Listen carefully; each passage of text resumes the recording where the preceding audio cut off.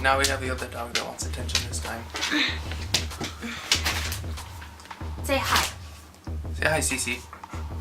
She's gonna be perfectly content if she could just lay right here the whole is. time.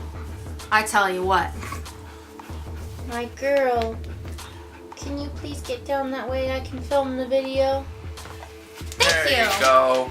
Good girl. Sounds nicely. Hi guys, welcome to today's video. So today, as you can tell by the title, we are doing a review on a new Batman movie that just came out, and we actually didn't really hear about, I mean, not that we like stay super up to date on new movies that come out. I mean, basically just the mainstream ones. But a lot of the animated ones seem to not really get as much hype or advertising, so they're a little bit harder to hear about. But this one we actually saw on the back of our most of our DC comics this week. It had an advertisement on the back for this new Batman movie called Gotham by Gaslight, and it is already on digital form right now, and it is available on Blu-ray and DVD on February 6th. So there's some background on that. If you guys want to pick it up, we will tell you guys about it and let you know our thoughts and see if it's worth watching, I guess. Yeah. So let's just get right in. This is our non-spoiler review of Gotham by Gaslight, as you can tell in the title. Yeah.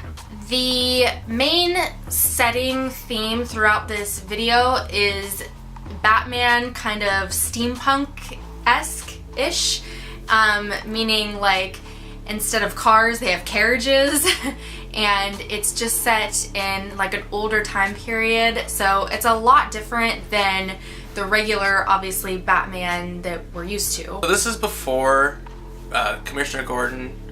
He needed help figuring out cases, and so Batman wouldn't come as Batman, he'd come as Bruce Wayne, and Commissioner Gordon would just give like, hey, I know you're a smart guy, can you help me out with this?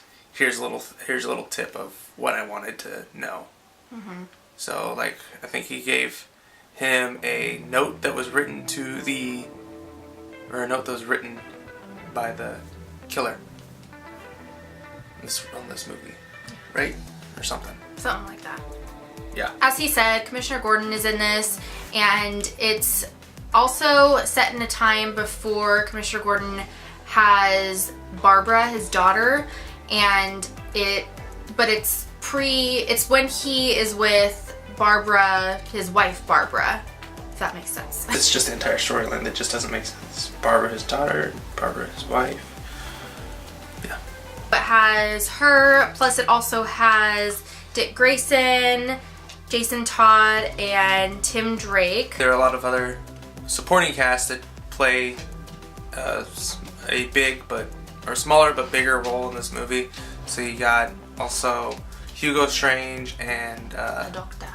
Yeah, Dr. Hugo Strange and Catwoman Selena Kyle.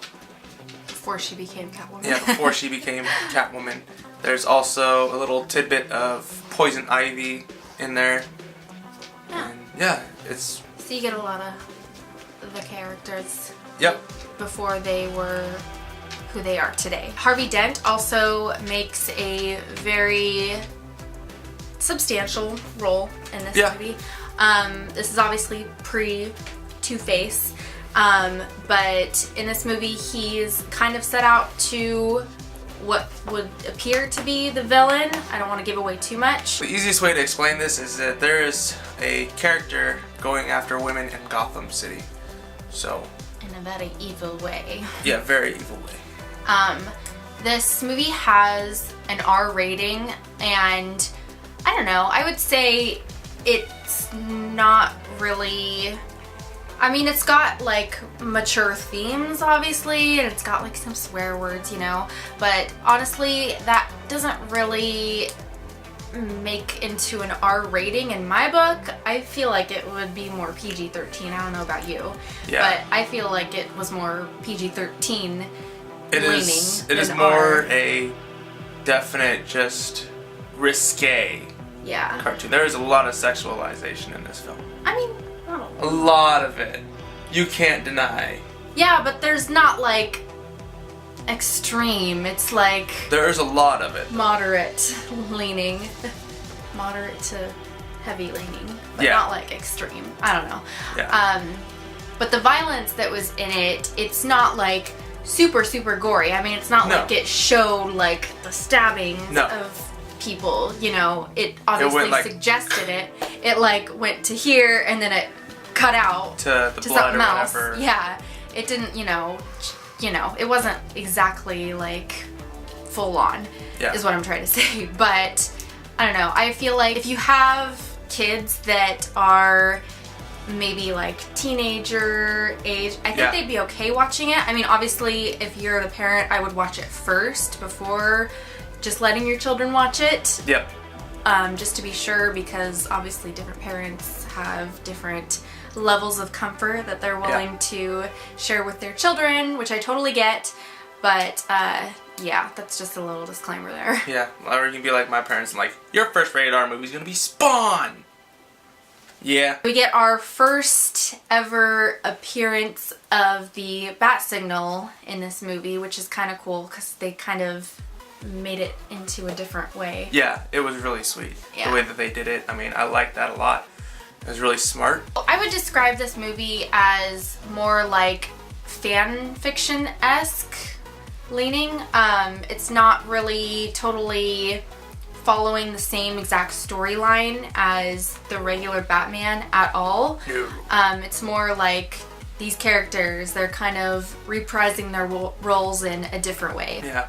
Batman, Bruce Wayne is totally different in this film than in any comic book that you've, and then a lot of other, I can't say every comic book, but a lot of other comic books that people have read. He's more, I say he's more charismatic than what other people are used to. Yeah. But it is still it's a cool side to see. It is, definitely. Final thoughts, yeah. So, you wanna start? I guess I can. I really liked it. I feel like if you're a Batman fan, then you should watch it, but don't go into it expecting the same Batman that you know and love, because it's gonna be different, a lot different. And I just think it's cool personally because it's nice to see something different, you know, somebody else's take on it, essentially. And, you know, even if it's not the Batman that everyone's used to, I feel like this movie's gonna get a mix, like a good mix of people that really like it and a good mix of people that really dislike it. Yep. Because it's so different, but at the same time, I think it's cool. I like the idea of it. The idea is amazing. Let's just have a Victorian era Batman thrown in with every other Batman film that's out there. It sets it apart from everything else, I think is what it does. That's for sure. That's probably why I like it. Yeah. It's not your run-of-the-mill thing. So, like, a lot of the Batman stuff in there, like, he does have a lot of his gadgets that he normally does. No, he does. That's another cool thing, too. It's just his batarangs and stuff. And his grappling hook. They just all look different, though. Yeah. It's very interesting to see. The one thing is that I didn't really like about it was that it was a really, really slow, probably the slowest. That's exactly what I said to him right after it ended, actually. Yeah. I was like, this is, like, it's decent. I definitely give this, like, in between my grades, 7 or an 8 out of 10. Probably. Yeah. Just based off of everything else. I just wish it just picked up a little faster. Yeah. But when it picked up, it skyrocketed. Yeah. That was the neat thing. Yeah. And I just like how the ending was super unexpected. Yeah. Because I didn't expect that, because if you know the characters, you'd be like, what? Yeah. That's why I feel like some people might be mad. Yeah, for sure. Yeah, overall, I really liked it too. I would say that if this was the way that every single Batman movie and storyline was like, I probably would dislike Batman really quick, but I just like this just because it's a change, like he said. It's just, it sets it apart from the rest. For an animated Batman film, because I know some people aren't really into the whole animated thing, if you're a grown adult, but hello, we're like 5, so we Apparently. we don't care. But I don't know, for being an animated movie, I think it was pretty darn awesome. Yeah. I really liked Catwoman in this. I really liked the way that they portrayed her because it's a little bit of a Feministic. yeah, like a softer side to her. She's not so like. Oh, she gets her claws out. Not really. Oh yeah, they do. She was a little bit. If you were in her state, you think you could defend yourself? Well, I feel like for her, how I know her character to be, I feel like she wouldn't have put herself in that situation. Is what I think. She would have been smarter than to. I feel like she would have seen it coming, is what I'm trying to say. That's the only part about her character that I was like kind of disappointed in.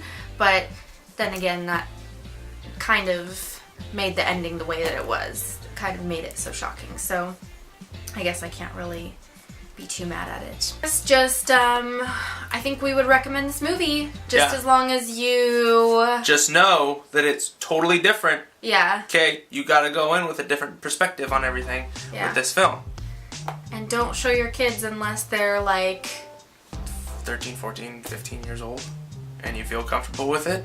Yeah, I mean, I would watch. I err on the side of caution. Just watch it first before you let your kids watch it. That is our review. If you guys enjoyed this video, please give it a thumbs up and let us know if you guys like these kind of videos. I feel like we like making them, but I don't know if people like watching them. I like making these ones. These are fun.